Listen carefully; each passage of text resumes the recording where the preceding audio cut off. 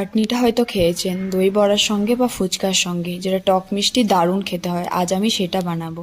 তো প্রথমে একটা বাটিতে দেখুন আমি গরম জল করে তার মধ্যে কিছুটা তেঁতুল গুলে তার পাল্পটাকে বার করে রেখেছি। এরপর এর মধ্যে দিয়ে দেবো আমি চিনি গুঁড়ো। আপনারা গুঁড়িও ইউজ করতে পারেন, বাট চিনি গুঁড়ো দেওয়া যেতে পারে। এর সঙ্গে একটুখানি লঙ্কা গুঁড়ো আর একটুখানি জিরে গুঁড়োটা ফ্লেভারটা খুব ভালো আসে।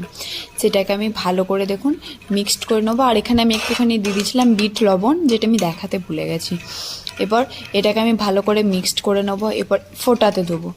ভালো করে ফুটে এলে থিকনেসটা দেখুন কত সুন্দরভাবে ফুটে এসেছে। এবার মিষ্টিটা একটু চেক করে নেবেন, আর থিকনেসটা আপনারা কতটা রাখবেন সেটা রেখে নেবেন। আমি একটু পাতলাই রেখেছিলাম, কারণ এটা যখন ঠান্ডা হবে আর একটু জমে যাবে।